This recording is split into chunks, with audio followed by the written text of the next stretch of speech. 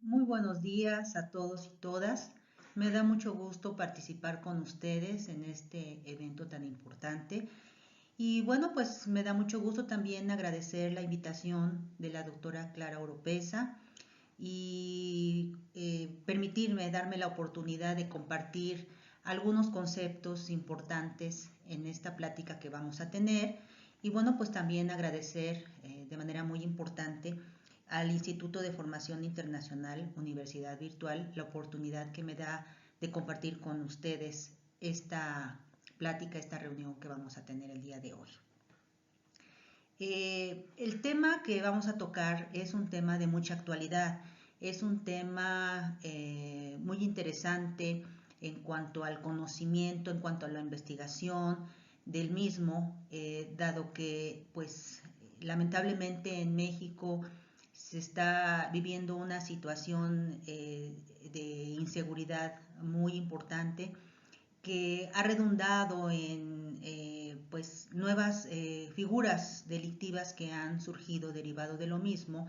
Y bueno, esto ha hecho que hayan dado ya reformas muy importantes, tanto de carácter constitucional como en leyes secundarias. Y relacionado con el tema de derechos humanos, creo que es importante conocer algunos conceptos que en esta materia se dan en el tema de desaparición forzada. Antes que nada, pues decirles la plática que vamos a tener el día de hoy, la he titulado como Derechos Humanos de las Personas Víctimas de Desaparición Forzada y de las Víctimas Indirectas.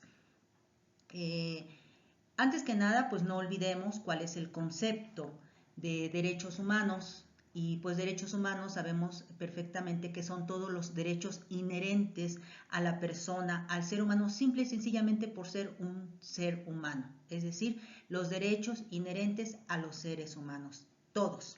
Derecho a la vida, derecho a la libertad, derecho al trabajo, derecho a una familia, derecho a la personalidad jurídica, etcétera. Todos los derechos que nosotros tenemos desde el mismo momento de la concepción son derechos humanos. Y bueno, pues estos derechos evidentemente pues están reconocidos en las leyes y protegidos por las mismas. Y una vez que bueno, hemos dado un repaso inmediato al concepto de derechos humanos, me voy a permitir comenzar con nuestra plática el día de hoy. Y bueno, pues en primer lugar es importante saber qué es el delito de desaparición forzada de personas. Quiero hacer una separación, una división de lo que es la desaparición de una persona llanamente, lisa y llanamente, a una diferencia con lo que es la desaparición forzada de personas. La desaparición lisa y llana podemos decir que pueda darse en el ejemplo, ¿verdad? El caso de alguna persona que está desaparecida por una razón a lo mejor familiar, se ausenta de su domicilio por alguna razón familiar que haya, una persona que seguramente tal vez se encuentre enferma de sus facultades mentales y esto hace que la persona desaparezca involuntariamente o por un sinfín de cuestiones que puedan darse y que obliguen a la persona a que esté desaparecida como, y que pueda configurarse o no un delito. Ahora, una desaparición forzada nos da la definición como tal, ¿verdad? El artículo 27 de la Ley General en materia de desaparición forzada. Esta es una ley muy reciente que fue emitida en el año 2017. Vamos a hablar un poquito más adelante sobre esto. Pero antes que nada, me ceñiré estrictamente a lo que establece el artículo 27 de esta ley, ¿verdad? Y que nos habla precisamente sobre lo que es la desaparición forzada. La desaparición forzada se define diciendo que comete el delito de desaparición forzada de personas el servidor público o el particular que, con la autorización, el apoyo o la aquiescencia de un servidor público, prive de la libertad en cualquier forma a una persona seguida de la abstención o negativa a reconocer dicha privación de la libertad o a proporcionar la información sobre la misma o su suerte, destino o paradero. ¿Esto qué quiere decir? Que la desaparición se da de manera obligada, de manera forzada, con violencia, por parte de una persona que es servidor público, que presta sus servicios para el Estado, o bien a través de un particular con autorización, el apoyo o consentimiento también de un servidor público, privando de la libertad a una persona, ocultándola y ocultando la información que pueda darse de ella para dar con su paradero. Entonces, esa es la diferencia entre una desaparición lisa y llana, como la comentaba al principio, con lo que es una desaparición forzada de personas. Es decir, esta desaparición es cuando es cometida, ¿verdad?, por una persona que se encuentra relacionada con el servicio público, relacionada con el Estado. Ahora, vamos a hablar un poco también sobre lo que establece la Convención Internacional para la Protección de todas las personas contra las desapariciones forzadas. Este es un documento que se desprende de la Organización de Naciones Unidas, lo mismo que la Declaración Internacional para la Protección de todas las personas contra las desapariciones forzadas. Son dos documentos muy importantes relacionados con este tema, y en concreto la Convención nos establece en su artículo 24, párrafo primero, que nos define a la víctima. La víctima es la persona desaparecida y toda persona física que haya sufrido un perjuicio directo como consecuencia de una desaparición forzada.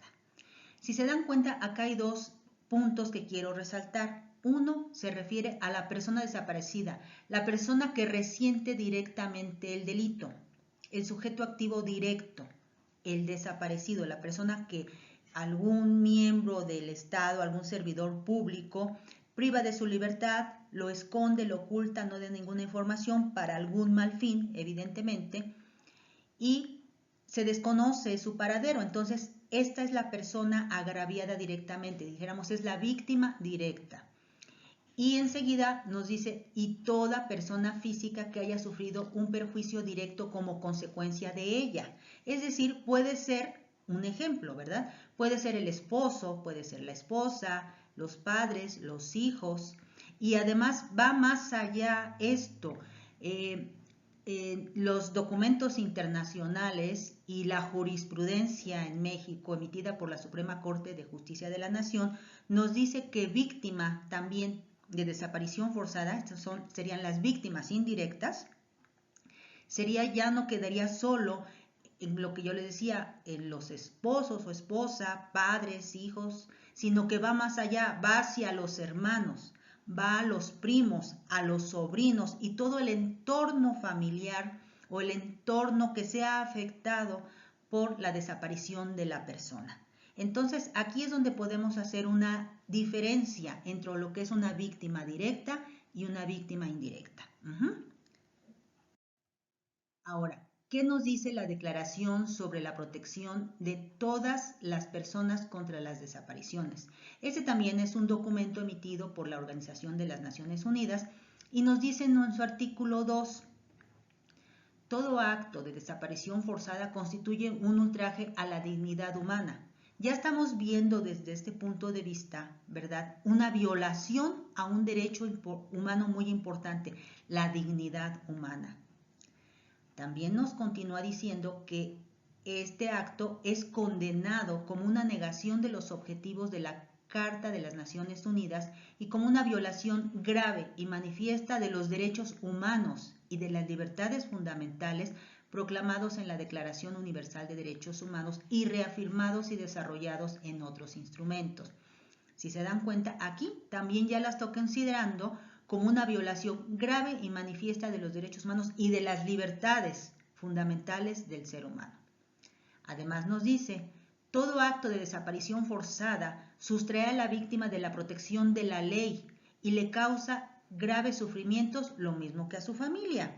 Lo que yo les comentaba hace un rato, su entorno familiar cercano a la víctima o todo lo que le afecte es víctima indirecta. Y continúa este artículo diciendo, constituye una violación de las normas del derecho internacional que garantizan a todo ser humano, entre otras cosas, el derecho al reconocimiento de su personalidad jurídica, el derecho a la libertad, y a la seguridad de su persona y el derecho a no ser sometido a torturas ni a otras penas o tratos crueles, inhumanos o degradantes. Viola además el derecho a la vida o lo pone gravemente en peligro.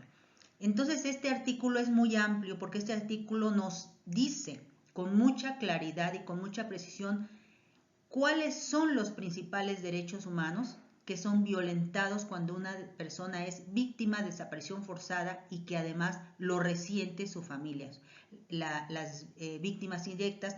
Pero además el último renglón es muy importante porque nos dice que viola el derecho a la vida, porque no sabemos cuando se sucede una desaparición, se genera la incertidumbre, entonces no sabemos qué va a suceder con aquella persona. En primer lugar, la familia no sabe si la va a encontrar o no la va a encontrar. Y en segundo lugar, el derecho a la vida, porque existe la incertidumbre que si la encuentran, ¿en qué condiciones la encontrarán? Si la encontrarán con vida. Entonces, vuelvo a repetir, es muy grave precisamente las violaciones que se dan cuando se comete este delito. Ahora, ¿cuáles serían los derechos que tiene, los derechos humanos violentados y los derechos humanos que tiene cualquier persona desaparecida? Lo quise poner en una sola diapositiva. El principal derecho que a mí estimo que es el derecho a ser buscado. Que toda persona desaparecida sepa que en México las leyes internacionales lo protegen, que en México las leyes nacionales lo protegen, las leyes locales lo protegen, porque está establecida la obligatoriedad de parte de todas las autoridades federales, estatales, municipales, la obligatoriedad de buscar a la persona que se encuentre desaparecida, simple y sencillamente desde el momento mismo en que se tenga conocimiento de ello. Entonces, les decía, considero que es algo muy importante, para mí lo más importante, el de los derechos que tiene una persona al momento que es privada de su libertad, saber que tiene el derecho a ser buscado. Ahora, ¿qué nos dice al respecto la Constitución Federal, la Constitución de los Estados Unidos o Pacto Federal? Quiero decirles que en este rubro, derivado del contexto histórico, derivado del contexto que se ha dado diferentes épocas, diferentes gobiernos en nuestra nación, pues esto ha obligado a nuestro país a una reforma constitucional y de otras leyes muy importantes en 2011, y derivado también, evidentemente, de las recomendaciones internacionales que se han hecho a través de la Corte Interamericana de Derechos Humanos, ¿verdad? Que se dé esta reforma y voy a leer el primer párrafo que nos dice el artículo primero constitucional. En los Estados Unidos mexicanos, todas las personas gozarán de los derechos humanos reconocidos en esta Constitución y en los tratados internacionales de los que el Estado mexicano se aparte, así como de las garantías para su protección, cuyo ejercicio no podrá restringirse ni suspenderse, salvo en los casos y bajo las condiciones que esta Constitución establece. Si ustedes se dan cuenta, ya no existe el término garantías individuales. Antes el artículo primero iniciaba hablando de garantías individuales. Ahora estas dos palabras fueron sustituidas por las palabras derechos humanos. Entonces, todos los mexicanos gozaremos de los derechos humanos reconocidos en esta Constitución y en los tratados internacionales. Es decir, antes se hablaba de la pirámide de Kelsen, la pirámide donde estaba arriba la Constitución. Ahora ya no solo es la Constitución, sino son los tratados internacionales con los cuales México ha firmado y por lo tanto es un Estado parte. Y esto, como les decía, en esta reforma ya queda precisado, ¿verdad?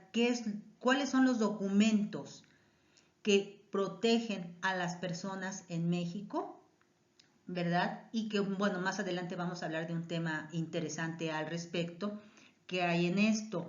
Y bueno, pues quiero dejar remarcado por lo que corresponde al artículo, a la primer párrafo del artículo primero constitucional. Enseguida nos dice este mismo artículo: las normas relativas a los derechos humanos se interpretarán de conformidad con esta Constitución y con los tratados internacionales de la materia, favoreciendo en todo tiempo a las personas la protección más amplia. Entonces, si se dan cuenta, aquí todo lo que se refiere a la protección de derechos humanos será siempre favoreciendo a las personas que han resentido un agravio, una violación en sus derechos. No dejemos de lado también lo que dice nuestra Constitución en lo referente a que las personas gozarán de la protección más amplia. Enseguida tenemos el siguiente párrafo que nos dice: todas las autoridades en el ámbito de sus competencias tienen la obligación de promover, respetar, proteger y garantizar los derechos humanos de conformidad con los principios de universalidad, interdependencia, indivisibilidad y progresividad. En consecuencia, el Estado deberá prevenir, investigar, sancionar y reparar las violaciones de los derechos humanos en los términos que establezca la ley.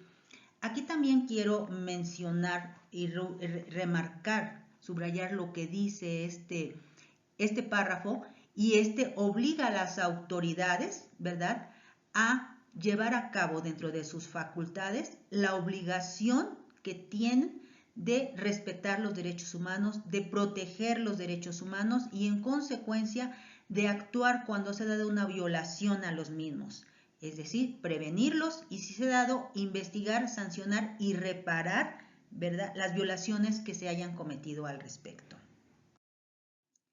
Ahora, por su parte, el artículo 20 constitucional, este artículo también ha sufrido reformas muy importantes y concretamente en el apartado C de este artículo nos habla precisamente sobre los derechos de las víctimas o del ofendido. En primer lugar, el artículo 20 en su fracción primera nos dice cuáles son los derechos de la víctima.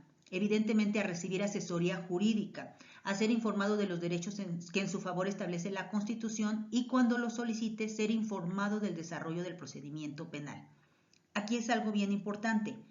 Si la persona está desaparecida, nos preguntamos, ¿cómo se aplicaría esta primera fracción? Pues evidentemente lo va a hacer a través de las víctimas indirectas, evidentemente a través de su familia, que tendrá que presentar una denuncia, que hacer del conocimiento de las autoridades y en consecuencia gozará de estos beneficios que le otorga el artículo 20 constitucional. Enseguida, la fracción segunda nos dice: coadyuvar con el Ministerio Público a que se le reciban todos los datos o elementos de prueba con los que cuente, tanto en la investigación, es decir, en la etapa de investigación con el Ministerio Público, como en el proceso, cuando este asunto se haya judicializado y esté ante una autoridad judicial. También a que se desahoguen las diligencias correspondientes a intervenir en el juicio e interponer los recursos en términos que prevea la ley, cuando el Ministerio Público considere que no es necesario el desahogo de una audiencia, deberá fundar y motivar su negativa. Esto es bien importante porque evidentemente las víctimas tienen a flor de piel el dolor, tienen a flor de piel la incertidumbre, la molestia, el coraje. Eso es comprensible. Entonces es cuando la autoridad tiene que tener la sensibilidad, y yo siempre lo he dicho, pongámonos en el lugar de la persona que está frente al escritorio y a quien estamos atendiendo para entenderla y a poner de parte de las autoridades la mayor eficacia, la mayor eficiencia y la mayor sensibilidad. Y si hay una diligencia que no se debe desahogar porque no convenga en el procedimiento, porque no sea necesario, es importante explicarlo más claramente a la víctima para que lo sepa y además dejarlo explicar debidamente fundado y motivado, pero además asentarlo en actuaciones. Y esto va a deslindar de responsabilidades a la autoridad para alguna cuestión de carácter posterior. Eso es bien importante siempre tenerlo presente, precisamente para las personas, para los abogados, para quienes se desempeñen como funcionario público en este tipo de procedimientos. Ahora, la fracción tercera nos dice: recibir desde la comisión del delito atención médica y psicológica de urgencia. Este es un delito, el delito de desaparición forzada es un delito que merece atención integral. Es por eso que ya no solo influye o interviene lo que es el Ministerio Público, lo que es la policía, lo que sería el primer respondiente en un momento dado, ¿verdad? Sino también deben intervenir médicos y psicólogos, personal especializado para dar la atención mínima, para dar la atención al problema emocional que en ese momento está enfrentando las víctimas indirectas por el agravio que está sufriendo su familiar. Enseguida la fracción cuarta nos dice que se le repare el daño en los casos en que sea procedente.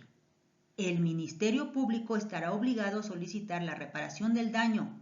¿Por qué? Porque evidentemente es el representante de las víctimas ante un procedimiento penal.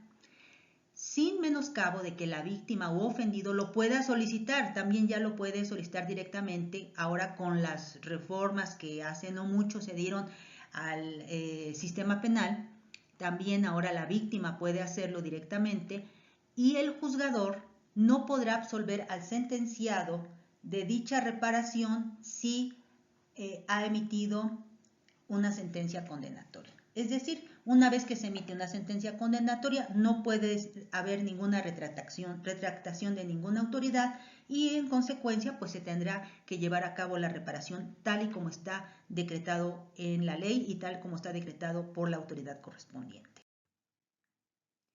Muy bien. También nos dice este artículo que la ley fijará procedimientos ágiles para ejecutar las sentencias en materia de reparación de daño.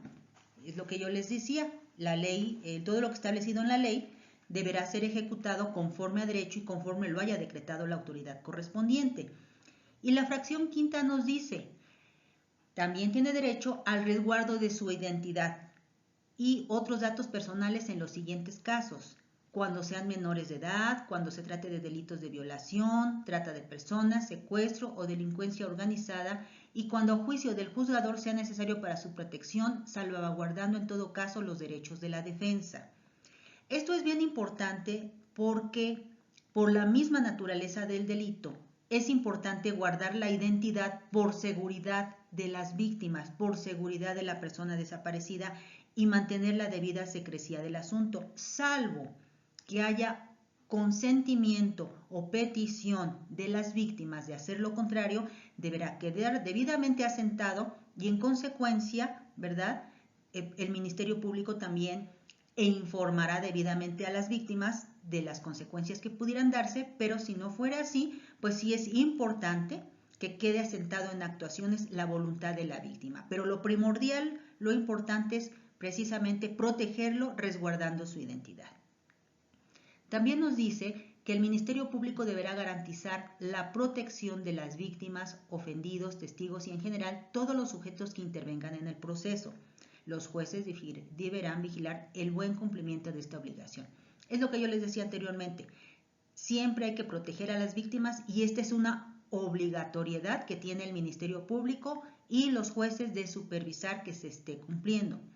También tienen ellos derecho, las víctimas, a solicitar las medidas cautelares y providencias necesarias para la protección y restitución de sus derechos.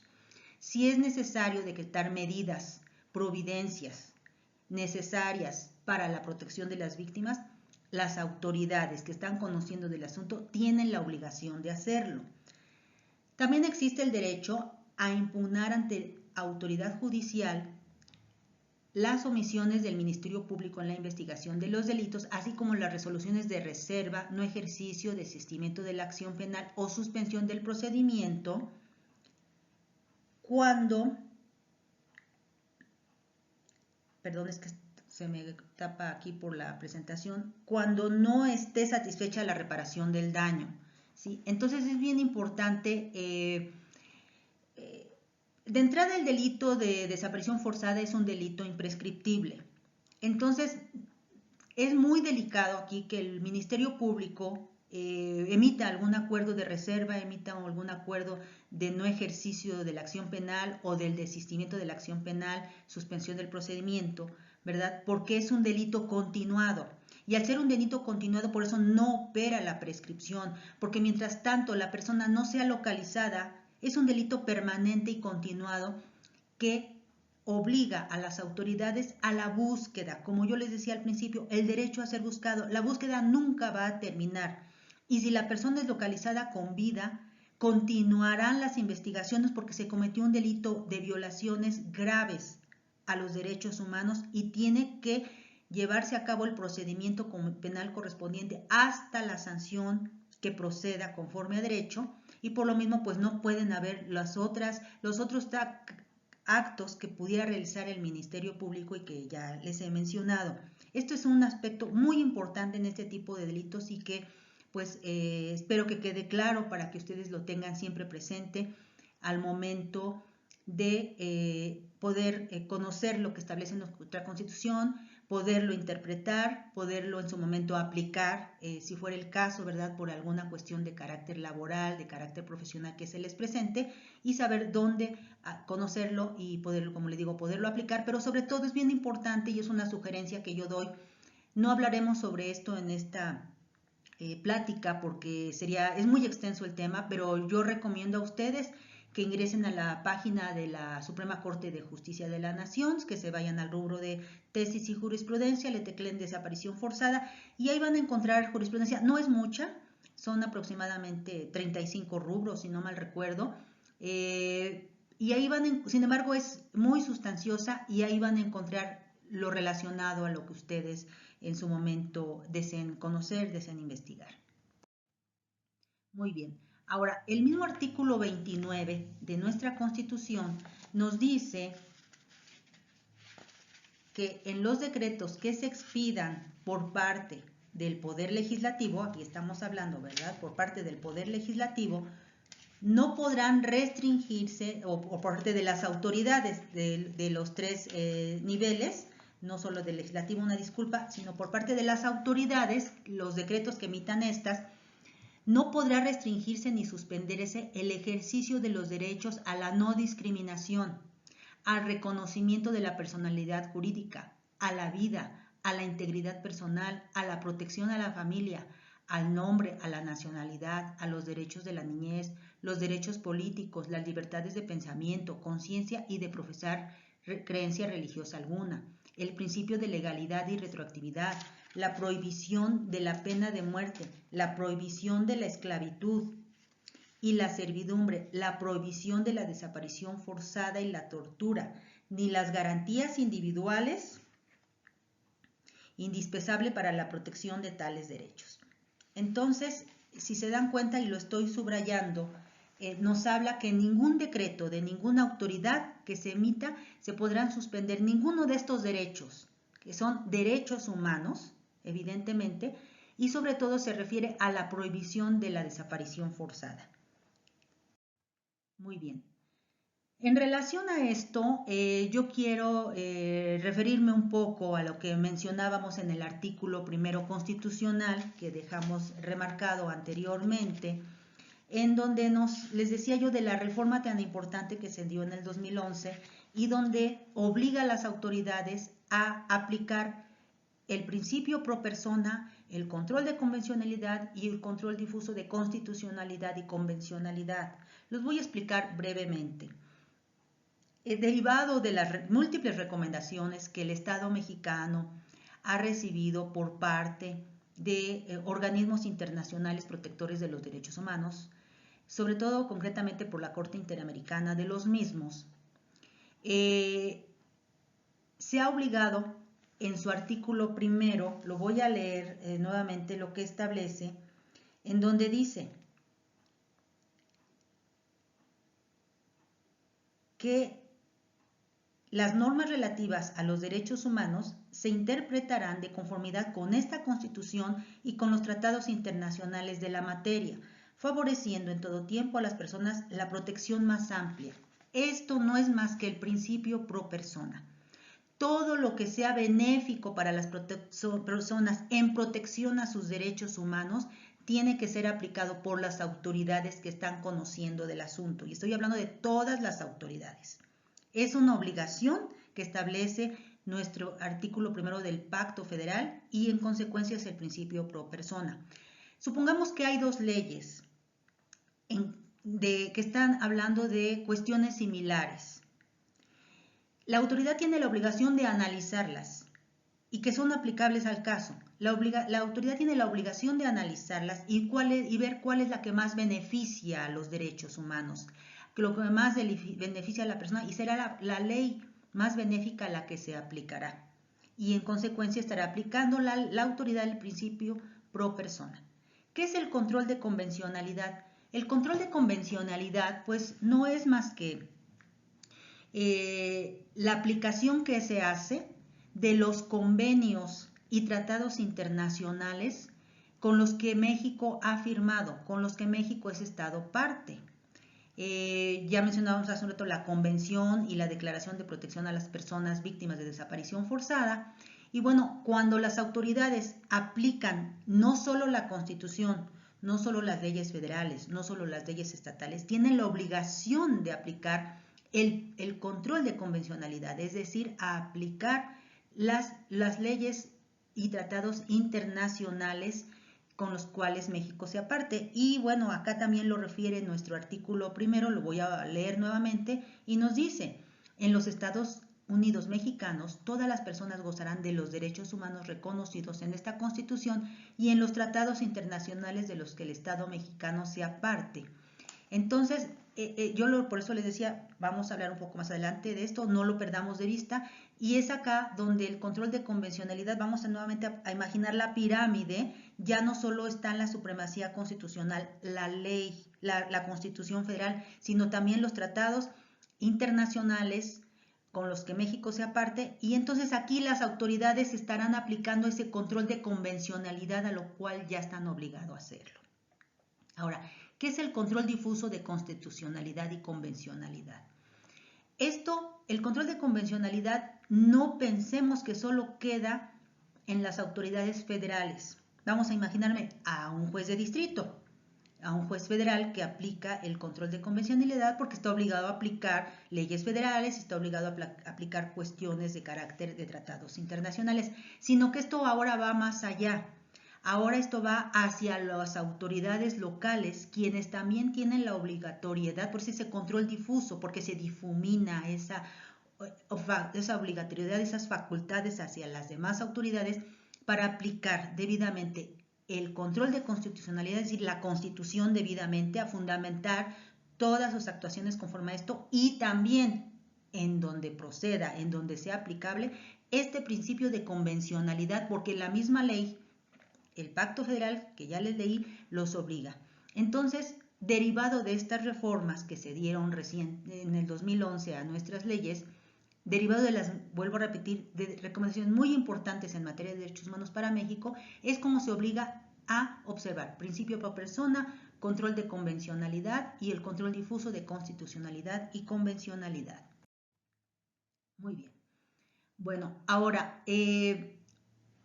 al respecto, en el año 2017 se crea la Ley General en materia de desaparición forzada de personas, desaparición cometida por particulares y del Sistema Nacional de Búsqueda de Personas. Esta es una ley muy amplia, es una ley que yo les invito a leer. Es muy interesante conocerla porque además nos actualiza en esta materia, en este rubro. Y bueno, pues concretamente el artículo segundo nos dice: la presente ley tiene por objeto garantizar la protección integral de los derechos de las personas desaparecidas hasta que se conozca su suerte o paradero, así como la atención, la asistencia, la protección y en su caso la reparación integral y las garantías de no repetición en términos de esta ley y la legislación aplicable. Es lo que yo les decía anteriormente, el derecho a ser buscado hasta que se conozca su paradero. La búsqueda nunca va a terminar, por eso este delito es permanente y continuo, imprescriptible, por los daños graves que se ocasionan.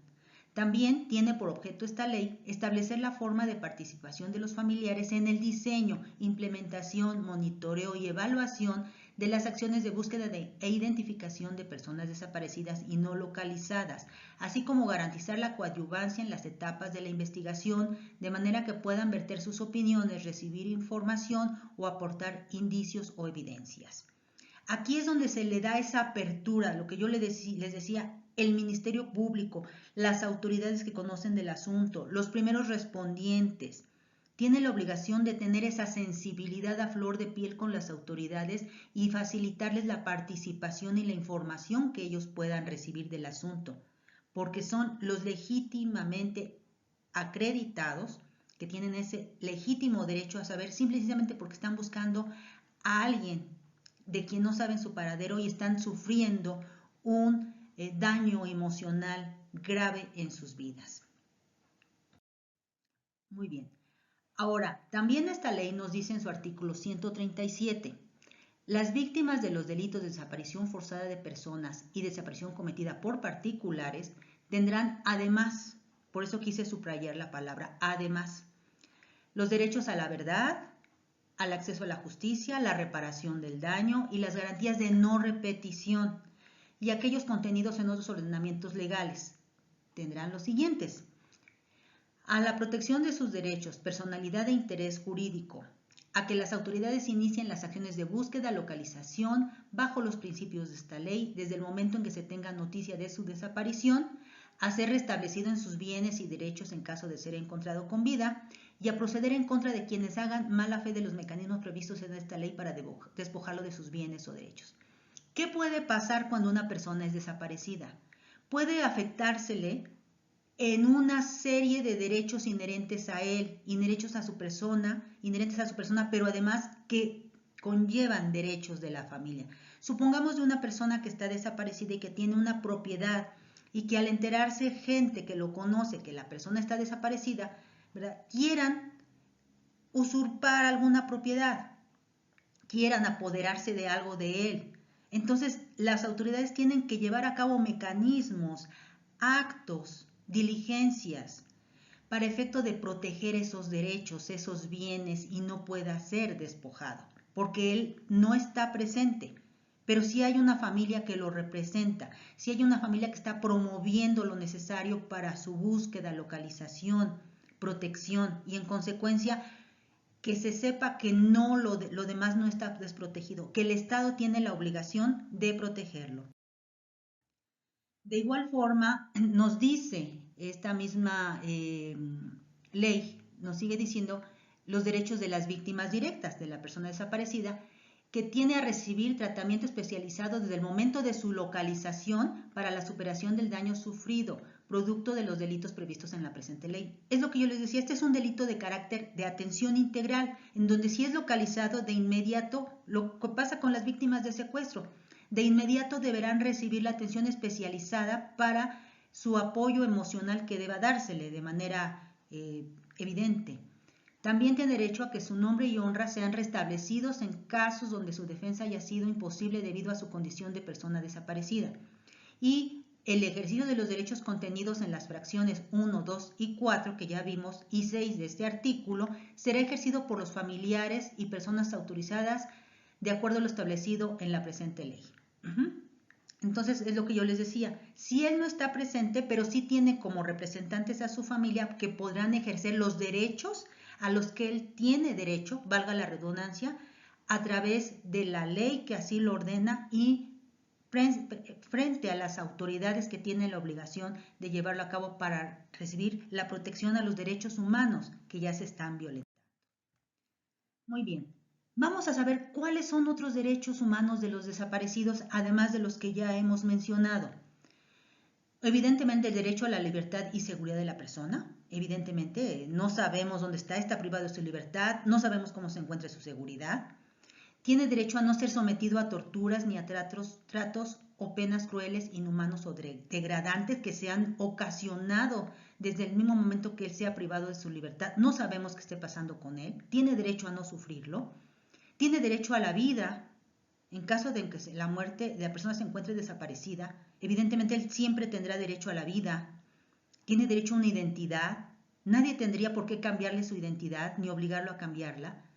tiene derecho a un juicio imparcial y a las debidas garantías judiciales en caso de que sea una persona que esté procesada, que tenga una orden de aprehensión por algún ilícito que haya cometido. Eso no le da libertad ni derecho a nadie para desaparecerlo, para privarle ilegalmente de su libertad. Y si es así, él tiene derecho a ser juzgado conforme a derecho. También tiene derecho a conocer la verdad sobre las circunstancias que lo desaparecieron. Tiene derechos de carácter económico, social y cultural, que ya lo mencionaba anteriormente, porque finalmente es una persona que tiene vida, ¿sí? Tiene derecho a la protección y a la asistencia a la familia, a que su familia, mientras él no esté, él tiene derecho a que su familia esté protegida y asistida. Tiene derecho a un nivel de vida adecuado. Tiene derecho a la salud y tiene derecho a la educación. Entonces, estos derechos humanos también son derechos humanos que están protegidos para la persona que lamentablemente haya desaparecido. Muy bien. Ahora, también nos habla esta misma ley general de desaparición forzada, nos habla de las víctimas indirectas, que ya les decía que son el entorno cercano, el entorno familiar a las personas desaparecidas, y el artículo 138 nos dice, los familiares de las víctimas de los delitos de desaparición forzada de personas y desaparición cometidas por particulares, tendrán, además de los derechos contenidos en otros ordenamientos legales, que ya los hemos analizado, los siguientes: participar dando acompañamiento y ser informados de manera oportuna de aquellas acciones de búsqueda que las autoridades competentes realicen tendientes a la localización de la persona desaparecida. Lo que yo les decía, y vuelvo a repetirlo, la sensibilidad que debe darse ante las autoridades, de las autoridades frente a la persona que es lamentablemente víctima indirecta de una desaparición forzada. También estas familias tienen derecho a proponer diligencias que deban ser llevadas a cabo por la autoridad competente en los programas y acciones de búsqueda, así como brindar opiniones sobre aquellas que las autoridades competentes sugieren o planeen. También es importante saber que las familias podrán ser consideradas por las autoridades competentes en la toma de sus decisiones, y la negativa de la autoridad a atender las diligencias de esos familiares deberá ser fundada y motivada por escrito. Entonces, lo que yo les decía, si se dan cuenta, seguramente esto me dicen, ya me lo dijo, ya se repitió. Lo pongo aquí porque que nos demos cuenta, ¿verdad?, cómo es tan importante esto, que el Estado mexicano lo ha remarcado no solo en la Constitución Federal, sino lo ha remarcado también en las leyes secundarias, en este caso en la Ley General de Desaparición Forzada, que es una ley especial de este delito, y establece las obligaciones que tiene la autoridad y los derechos que tienen las víctimas frente a este delito. De igual forma, continúa diciendo este artículo que las víctimas indirectas tienen el derecho a acceder directamente o mediante sus representantes a los expedientes que sean abiertos en materia de búsqueda o investigación. Ya no se puede ocultar la información como antes sucedía, que no se daba copia, lo que dice la siguiente fracción, obtener copia simple gratuita de las diligencias que integren los expedientes de búsqueda. Anteriormente decía el Ministerio Público, es que no le puedo dar copia, es que la carpeta de investigación o antes la averiguación previa es secreta, es de un carácter privado, porque si no se puede distorsionar la investigación. Ahora no es así, ahora también les digo, les invito a checar la jurisprudencia que hay al respecto, la misma Suprema Corte y los tratados internacionales, las resoluciones internacionales de la Corte Interamericana de Derechos Humanos lo previenen. Las autoridades tendrán apertura de todo. Ya no podrá prohibirse no dársele copia, ya no podrá prohibirse tener acceso a la carpeta, sino que porque ellos ya se vuelven copartícipes de la autoridad para intervenir en la búsqueda del familiar que lamentablemente se encuentra desaparecido. Y también, en consecuencia, las familias tienen derecho a acceder a las medidas de ayuda, asistencia y atención, particularmente aquellas que faciliten su participación en acciones de búsqueda, incluidas medidas de apoyo. Por eso es que ahora, ustedes se dan cuenta, es tan grave la problemática que existe. Se dice que en México no tenemos la cifra exacta, lamentablemente es un delito tan delicado que no se ha tenido la cifra exacta, pero pues se habla de más de 100,000 desaparecidos que hay en México desde hace muchos años atrás. Les invito, les digo, es cosa tal vez de poder platicar en otra ocasión del contexto histórico de esta de este delito de desaparición forzada, pero es por ello que la repercusión social que se ha dado es que las familias de las víctimas se organicen, y es por eso que ya surgen colectivos, que surgen activistas, que surgen grupos que buscan a sus familiares desesperados, y en consecuencia, pues esta ley les permite a ellos, les da estos derechos y estas facilidades precisamente de acceder a medidas de ayuda de parte de la autoridad, y que se les dan las facilidades para participar en las acciones de búsqueda de sus familiares. De igual forma, otros derechos de las víctimas son a beneficiarse de los programas o acciones de protección que, para salvaguarda de su integridad física y emocional, emita la Comisión Nacional de Búsqueda o promueva ante autoridad competente. También, derivado de la creación de esta ley, de la Ley General de Desaparición Forzada, se crea la Comisión Nacional de Búsqueda de Personas, y a nivel local las comisiones locales de búsqueda de personas. Entonces están obligadas estas autoridades a crear programas que beneficien, que ayuden a las víctimas indirectas de desaparición forzada, para salvaguardar obviamente su integridad física y emocional, como ya lo refería anteriormente, porque es un delito de atención integral. También tienen derecho a solicitar la intervención de expertos o peritos independientes, nacionales o internacionales, en las acciones de búsqueda en términos de lo expuesto en la norma aplicable. Esto ya lo hemos visto, ya es una cuestión que no se desconoce en nuestro país. Cada vez las víctimas de los familiares evidentemente están más protegidos, están más informados, y si ellos tienen el apoyo sobre todo de organismos internacionales, pueden tener el acceso ya no solo a los peritos o que estén adscritos a una fiscalía o que estén adscritos a un órgano jurisdiccional, sino que ellos también pueden aportar los suyos para efecto de que pueda ampliarse o llevarse de manera más estricta, más adecuada la investigación, si ellos así lo consideran. También tienen derecho a ser informados de forma diligente sobre los resultados de identificación y localización de restos en atención a los protocolos en la materia.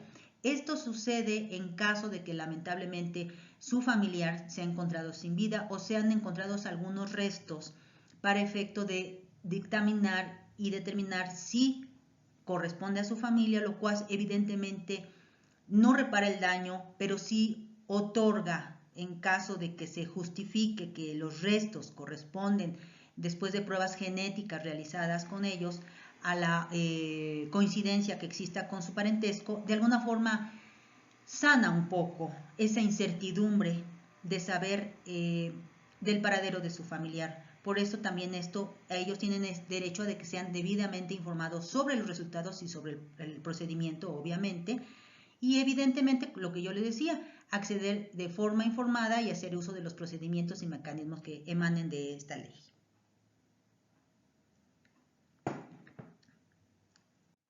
Muy bien.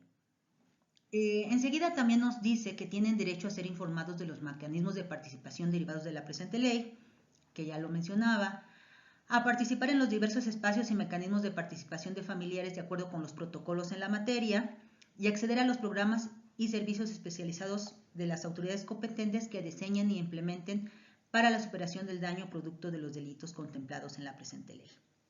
Muy bien. Al respecto, en esta fracción 11, quiero mencionar que hay protocolos, como lo dice la ley, especializados en la materia, y estos protocolos están establecidos precisamente en esta Ley General de Desaparición Forzada, y es el protocolo homologado de búsqueda de personas, que es obligatorio para todos los estados, y independientemente de que los estados también deberán emitir los suyos. Existe también el protocolo homologado de investigación del delito de desaparición de personas, que está evidentemente dirigido a todas las autoridades que intervengan, pero también de manera más particular, evidentemente, hacia los ministerios públicos, hacia las fiscalías y hasta las policías de investigación y peritos forenses. Y evidentemente, pues también, como lo dice aquí la ley, tendrán... y también existe un protocolo homologado para la búsqueda, vaya, es lamentable esto que suceda, pero para la búsqueda de niños, niñas y adolescentes. Pero es una realidad que se da en México, tan es así que existen ya los protocolos especializados para hacerlo. Y pues también lo que digo, existen los el acceso, la garantía de acceso a los programas y servicios especializados en favor de las víctimas de personas que lamentablemente han sido privadas de su libertad. Muy bien. Ahora, ¿cuáles son otros derechos de las víctimas indirectas? Pues evidentemente a que se inicie de manera inmediata y sin que medie plazo alguno la búsqueda de la persona desaparecida, yo lo que les decía ya, el derecho a ser buscado, a que se les informe de manera clara, precisa y accesible de sus derechos, a ser asesoradas y representadas durante la investigación o el proceso penal por un asesor jurídico o el fiscal mismo. En los casos de desaparición forzada, que se realice una investigación efectiva, exhaustiva e imparcial sobre los hechos relacionados con la desaparición, y el derecho a que se realicen todas las investigaciones con la debida diligencia, es decir, que se realicen todas las actuaciones necesarias dentro de un tiempo razonable. Por eso cuando se da la noticia, el reporte, así lo citan los protocolos de una desaparición, las autoridades tienen que llevar a cabo, activar de inmediatamente los mecanismos o los protocolos para llevar a cabo la búsqueda inmediata, para hacer el análisis del contexto, de las circunstancias que envuelven esa desaparición, para poder llegar exitosamente a la localización de la persona dentro de un tiempo razonable. Muy bien, otros derechos son el derecho a que se les explique el alcance y trascendencia de los exámenes periciales a los cuales se les podrá someter. Esto es bien importante porque lamentablemente hay personas que guardan desconfianza hacia las autoridades y es el momento en que la autoridad puede clarificar esas dudas, esas inquietudes y dar la confianza a las víctimas, que es lo que necesitan en ese momento.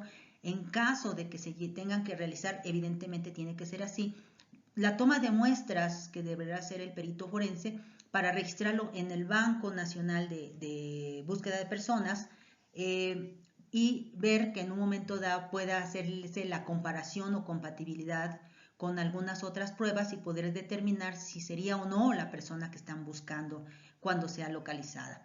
Y insisto, es bien importante tener esa sensibilidad que debe tener la autoridad hacia las víctimas. También tienen derecho a que se les tomen las muestras de material genético para cotejo con las posibles víctimas localizadas por las autoridades, que ya lo decía, a que se fomenten las condiciones para ayudarles a llevar una vida digna y promover su incorporación a la vida social y económica, también ya lo dije, a estar presente en exhumaciones, a que se realicen cuando se tenga una razón fundada para creer que se encuentran cuerpos y osamentas de las víctimas, o bien a que se les informe sobre los protocolos y procedimientos que les serán aplicados. Lamentablemente, pues en México se han encontrado muchas fosas clandestinas y es donde llega la autoridad, llegan los peritos forenses a hacer el trabajo correspondiente, y si los familiares desean estar presentes, claro, con el debido orden y respeto a la diligencia que tenga que realizarse, y tiene que existir una debida información y coordinación con las víctimas para que ellos puedan estar presentes en las mismas y darse cuenta de cómo va evolucionando la investigación del caso que les atañe. Y de igual forma tienen derecho a que se les proporcionen medidas de protección eficaces en caso de que su vida, integridad o libertad personal sean amenazados o se encuentren en riesgo. Es decir, garantizar la seguridad de las víctimas, porque evidentemente sí se encuentran en un riesgo latente cuando se da este tipo de situaciones y sobre todo cuando ellos están participando en un proceso de investigación. De igual forma, tienen derecho a que se les repare el daño de forma expedita, proporcional y justa. Si la víctima no lo solicitara, el fiscal está obligado a hacerlo. Es decir, esta es una cuestión ex oficio, es decir, de oficio la autoridad tiene que solicitar la reparación del daño en los términos que la ley ordena. Tiene también derecho a solicitar como reparación del daño el pago de tratamientos que como consecuencia del hecho victimizante sean necesarios para su recuperación, evidentemente. A que los servidores públicos los atiendan con humanidad y respeto a su dignidad, es lo que yo les decía, es muy importante esta sensibilidad. A que se realicen las acciones tendientes a la reunificación familiar cuando por razón de la victimización su núcleo se haya dividido. Es natural.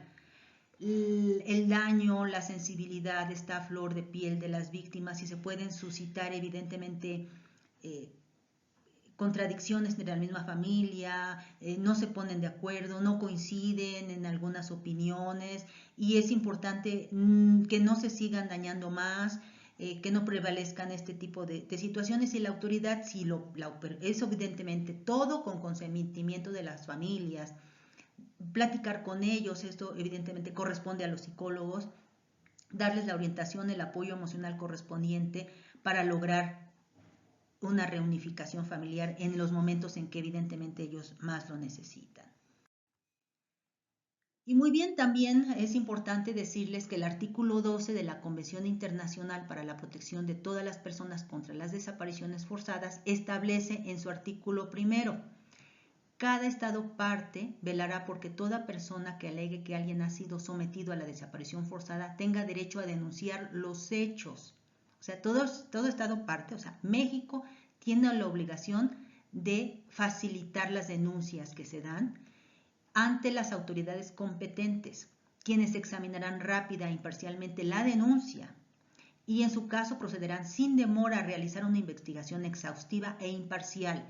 Se tomarán las medidas adecuadas en su caso para asegurar la protección del denunciante, los testigos, los allegados de la persona desaparecida y sus defensores, así como de quienes participen en la investigación contra todo maltrato o intimidación en razón de la denuncia presentada o de cualquier declaración efectuada.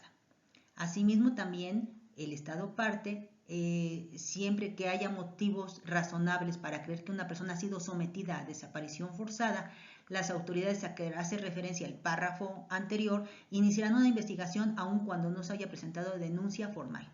Yo les decía, por eso este es un delito ex oficio. De oficio, la autoridad, desde el momento que se tenga conocimiento de una desaparición, tiene que iniciar la carpeta de investigación correspondiente para efecto de que pues se lleven a cabo las diligencias necesarias para la localización de la persona que se tiene conocimiento se encuentra desaparecida. Esto es obligación del Estado mexicano simple y sencillamente por haber firmado este pacto, este acuerdo, esta convención con la Organización de Naciones Unidas. De igual forma, el artículo 12 de la misma convención nos dice en su párrafo tercero: los Estados partes velarán para que las autoridades mencionadas en el párrafo 1 de este artículo, lo que ya decíamos, dispongan de las facultades y recursos necesarios para llevar a cabo eficazmente la investigación, inclusive el acceso a la documentación y demás informaciones pertinentes a la misma, y que tengan acceso previa autorización judicial, si fuera necesario, emitida a la mayor brevedad posible, a cualquier lugar donde existan motivos razonables de que pueda encontrarse la persona desaparecida. También esto es obligación del Estado, disponer de los recursos necesarios, en este caso como ya se hizo hace no mucho tiempo, recientemente con la reforma a la ley, a la Constitución Federal, a la ley de amparo, con la creación de esta Ley General de Desapariciones Forzadas, el Estado mexicano pues está cumpliendo precisamente para facilitar a las autoridades, ¿verdad?, los mecanismos legales que tengan para emitir los actos que tengan que realizar y que estén debidamente fundados y motivados. De igual forma, este artículo nos continúa diciendo que cada Estado parte tomará las medidas necesarias para prevenir y sancionar los actos que obstaculicen el desarrollo de las investigaciones. En particular, deberán garantizar que las personas que se supone que han cometido el delito de desaparición forzada, es decir, funcionarios o servidores públicos que se estime que han cometido este delito, no estén en condiciones de influir en el curso de las investigaciones, ejerciendo presiones y actos de intimidación o de represalia sobre el denunciante, los testigos, los allegados de la persona desaparecida y sus defensores, así como sobre quienes participen en la investigación. Entonces, evidentemente, si el delito de desaparición forzada se caracteriza, uno de sus elementos importantes que lo configura así, es el que el sujeto activo sea una persona que esté formando parte del Estado, que esté a un servidor público, pues no puede estar continuando en el cargo si se está haciendo una investigación en los que se tenga elementos que probablemente haya sido él. Evidentemente tendrá que separarse del cargo y tendrán que hacerse las investigaciones correspondientes y procurar las autoridades que no sean alteradas, no sean viciadas, no sean violentadas, ¿verdad? Por la persona que se da cuenta que seguramente ya lo puedan investigar o puedan procesarlo, y entonces las autoridades acá deben ser muy sensibles y tomar las medidas correspondientes. Bueno, también algo muy importante y que bueno, como yo les decía, es muy triste que esté pasando en nuestro país, pero si está establecido en la ley es que así es. Yo lo que les decía, existe un protocolo homologado de búsqueda para los niños, niñas y adolescentes que lamentablemente se han desaparecido. Puede ser por cualquier razón, no solo por la cuestión de carácter de desaparición forzada, sino puede ser por una cuestión de carácter particular, ¿verdad? Pero pues sí existe al respecto el artículo 25 de la Convención que ya he citado, lo correspondiente, y nos dice al respecto que los estados partes tomarán las medidas necesarias para prevenir y sancionar penalmente la apropiación de niños sometidos a desaparición forzada o de niños cuyo padre, madre o representante legal son sometidos a una desaparición forzada, o de niños nacidos durante el cautiverio de su madre sometida a una desaparición forzada.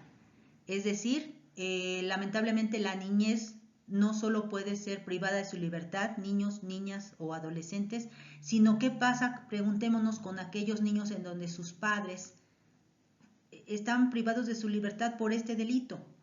Son afectados, son víctimas, como yo les decía, son víctimas ya indirectas del mismo. Y de también qué pasa cuando alguna mujer que se encuentra en periodo de embarazo es privada de su libertad. También ya está afectado el producto y el producto ya está también protegido por las leyes. Ya son víctimas, en este caso es también víctima directa de desaparición forzada. También nos dice que puede darse el caso, ¿verdad?, de que se falsifiquen documentos o se destruyan documentos que prueben la verdadera identidad de los niños que lamentablemente han sido desaparecidos. También los estados partes tomarán medidas para buscar e identificar a los niños mencionados en el inciso A, que ya cité, y restituirlos a sus familias de origen conforme a los procedimientos legales y a los acuerdos internacionales aplicables. Y también los estados partes se prestarán asistencia mutua en la búsqueda, identificación y localización de los niños a que también ya he citado. Entonces acá hay una coordinación, una comunicación, un trabajo que debe ser de los estados parte, precisamente porque estamos hablando de un sector muy vulnerable, el sector de los niños, niñas y adolescentes que también están debidamente protegidos, como yo les digo, por una norma de carácter internacional, y que también en nuestro país se han dado ya reformas muy importantes para la protección de los mismos. Y bueno, ya estamos finalizando con lo que también nos dice estos dos últimos apartados de los que nos habla el artículo 25, que es importante tener en cuenta la necesidad de preservar el interés superior de los niños. Y tienen derecho a preservar y recuperar su identidad, incluidos la nacionalidad, el nombre y las relaciones familiares reconocidas por la ley, y deberán existir en los estados partes que reconocen el sistema de adopción otra forma de colocación o guarda, procedimientos legales encaminados a revisar el procedimiento de adopción o de colocación o guarda de esos niños, y si procede, a anular toda adopción o colocación o guarda cuyo origen sea desaparición forzada. Aquí es donde el Estado tiene que ser muy estricto en las adopciones que autoriza, en las adopciones que se autorizan en los juzgados familiares, sobre todo en los lugares, en las ciudades, en los estados en donde el contexto de este delito es grave, en donde es recurrente, y es por ello que debe ser muy, muy cauteloso de esto. Es por eso que debe restringirse ya mucho cómo es el procedimiento, ser muy observado para que no se dé el caso de que lamentablemente se está adoptando un niño víctima de desaparición forzada. Y de ser así, como se lo dice esta ley, pues en todo caso anular cualquier otro procedimiento y lograr la recuperación del niño y restituirlo con su familia original. Y de igual forma, en toda circunstancia y en particular para que todo lo que se refiere a este artículo, el interés superior del niño constituirá una consideración primordial y el niño con capacidad de discernimiento tendrá derecho a expresar libremente su opinión, que será debidamente valorada en función de su edad y madurez. Entonces, aquí es bien importante saber que el niño siempre será considerado, será escuchado y será valorada las manifestaciones que haga, porque evidentemente, ¿quién más? Es como un adulto, sobre todo estamos, les decía, un sector muy vulnerable, la niñez. ¿Quién más para que él diga lo que aconteció, lo que sucedió de manera clara, de manera espontánea, y pueda llevarse a cabo la investigación y en su momento la sanción correspondiente para los responsables en caso de ser acreditado? Y bueno, pues he concluido con esto la presentación que les he hecho. Espero haber cumplido las expectativas un poco sobre conocer sobre los derechos humanos que se vulneran con la comisión de este delito de desaparición forzada. Me da mucho gusto haber estado con ustedes el día de hoy. Les dejo un saludo y espero que tengan un gran día y que sea de gran provecho ese evento para todos ustedes. Muchas gracias por la invitación y hasta pronto.